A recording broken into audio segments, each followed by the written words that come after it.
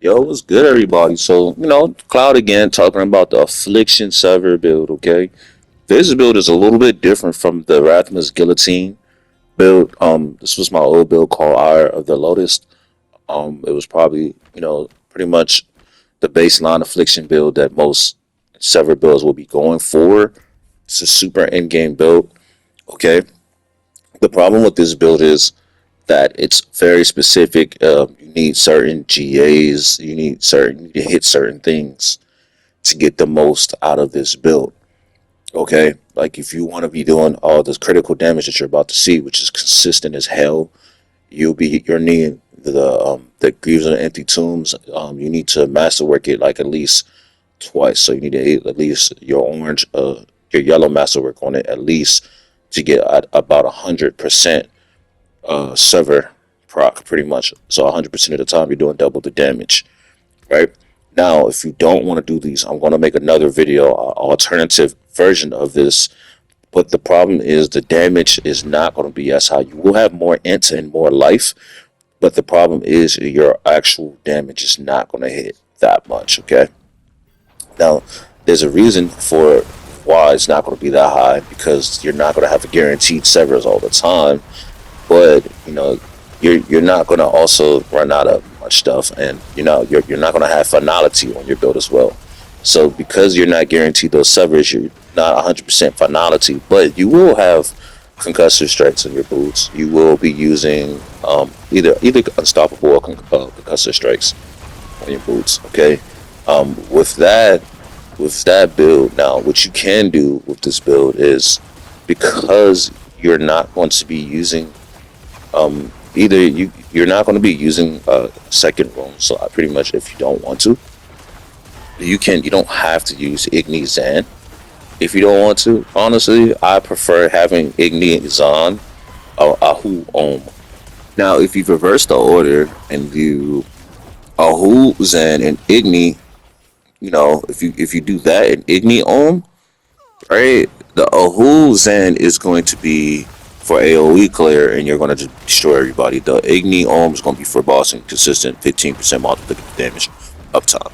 Now, as you see, my damage right now is consistent billions per one sever. So, like, I'm hitting like about 4 times, 3 or 4 times, right? And you send it out and you do 3 hits. So that's 4 hits.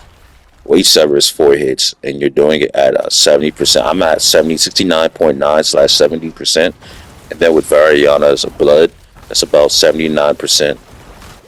So we're about 80% attack speed. Okay, so pretty much every sever doing is at least 3.5 to 4 billion consistent DPS, and that's not including like the major crits, which can get up to about 4 billion per one sever, and 3 billion, and upwards to 2 billion, and that's going to be a lot of your damage. I think the Sever build is really good for consistent damage. The problem is building up to that consistent damage, needing the int GAs, needing specific gear rolls, knowing what to roll for, needing it's just very specific. The build for it's very specific. It's not easy. It was tough to make. I think I said it on my Rathmas Guillotine build, but the problem is you're not relying on the Zan proc. The Zan proc is just an additive bonus, whereas the Rathmas Vigor or the Rathmas Guillotine version of this build, which is another version of my build, that is reliance on the Overpower. As you see, we're doing a lot of damage without Overpowers. Bro, at one point, you see my Overpower did 3 billion damage, but then my critical hit before that did 3 billion damage. Your overpowers is just a supplement to that build, okay? Like you're not like it's not going to be the main thing of that build, okay? So I just quickly showed you some of my stuff. You can switch it around anything you want. So again, we pull the boss in. The pretty much the bread and butter of this build is you either pull them in with blight. Pyranado is the one that's doing a lot of the damage. You using blight as well and sever to hit everybody as an AoE. The thing goes also with your Sever is we're utilizing Terror. Most people don't talk about Terror node, but things are frozen, okay? The Terror node is very, very, very important for this build because it's an it's another multiplicative damage, about 8% multiplicative. Okay, so you're getting another 8% multiplicative damage on top of the other 8% you were already getting if you're at like a 4 out of 3 stacks with the Shroud of False Death. So you see things are frozen. We're utilizing frozen status. We're utilizing status effects. It's very detrimental to the build, okay? That extra damage is necessary. That extra 8% multiplicative damage is necessary. Okay. For the most part, we're also always healthy. As you see, everything's pretty much frozen. So not only is that, everything, we're also healthy. Crowd control is not an issue for this build. Sometimes survivability with the lightning enemies will be because of the Greaves of the Empty Tomb. We're missing out on pretty much, I would say, some life, as well as we're using Starless Skies. Now, Starless Skies is not a necessity for this build. Not need Starless Skies. If you feel like you want another ring, you can take out Starless Skies, add pretty much anything else you want to this build, make it, it's more survivable, whatever you want. You will lose some damage, but you could also offset that damage in other ways too. There's not really, like, it's not a necessity for this build to, like, just get the utmost DPS.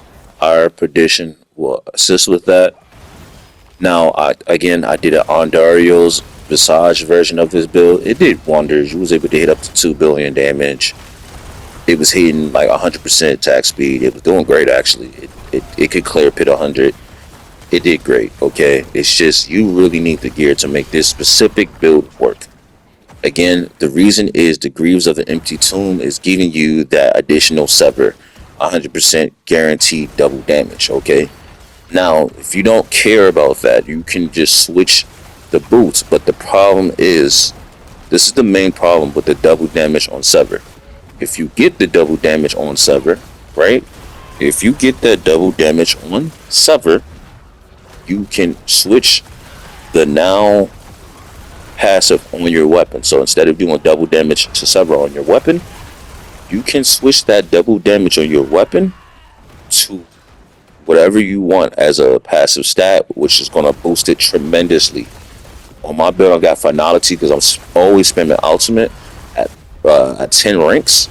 So I'm doing a 70% multiplicative damage after every freaking ultimate spam.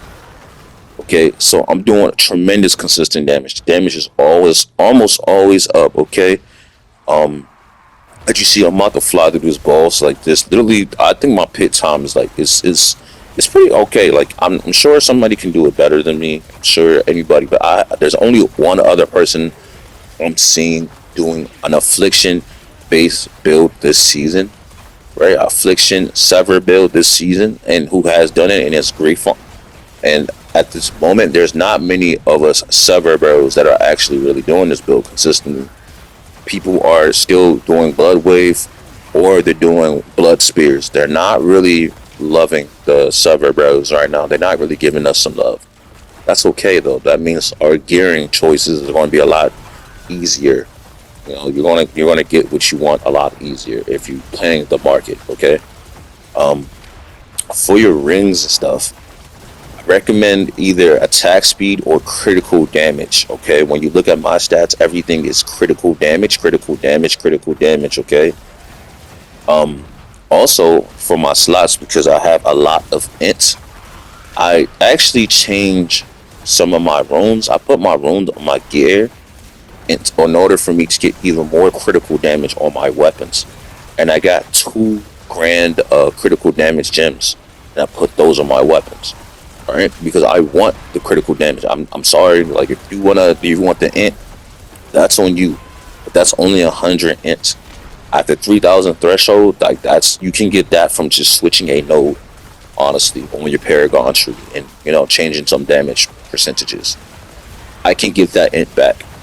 But for me, I want that up for critical damage because I'm already using the critical damage node, and I'm almost capped out on that, okay? Like, you're going to want the most critical damage you can get, so that you can get about 360 to 400% critical damage from that paragon node. And then after that, and what? So if you got crit on most of your gear, and then you have that node, the next thing is going to be to put those gems into your weapon, okay?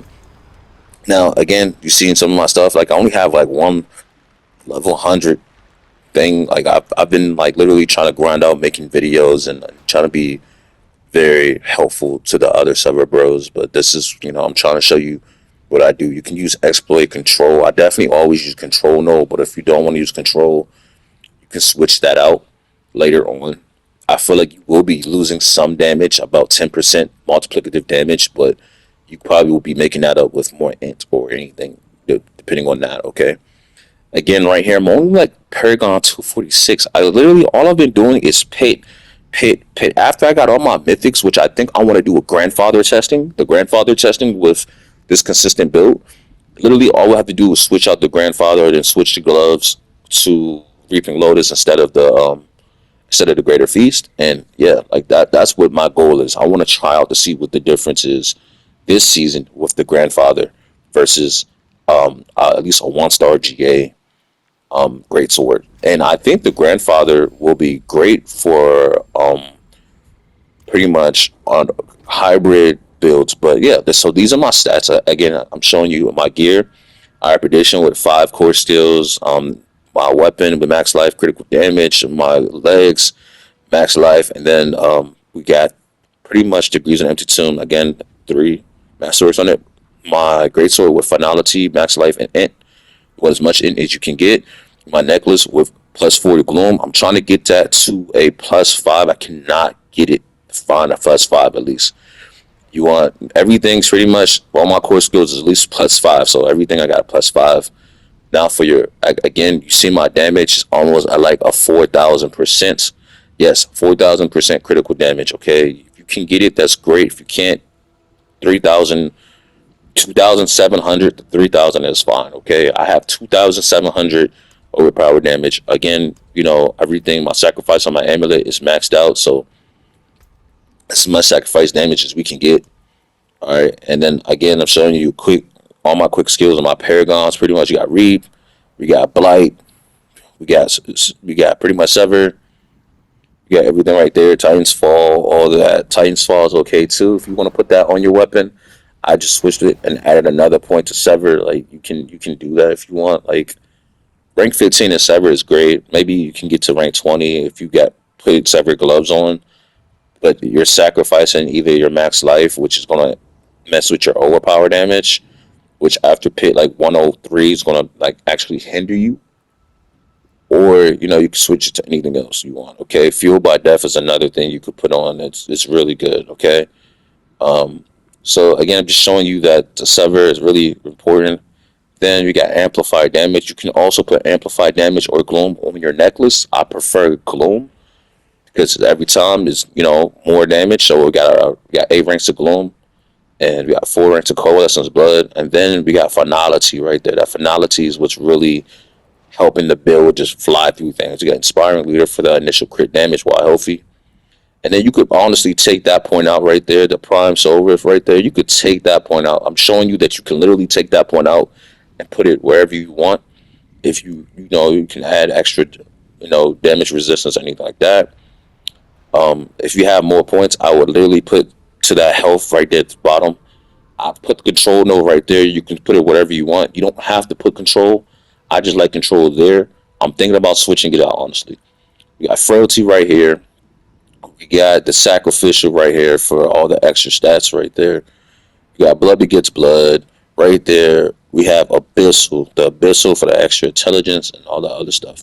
Now I did something different. I actually changed my board. Okay, I put amplifier right there. I kept that, but now instead of wither, right, which is my last board, I changed from wither to now flesh eater. And there's a reason for this actually, because we're going to be gaining the extra 4%, 40% multiplicative damage just by doing that stuff. We got extra damage all around the board. We got extra int all around the board, and wither node was just giving us a little bit of damage. Okay, I'm showing you like you can get a little bit of damage.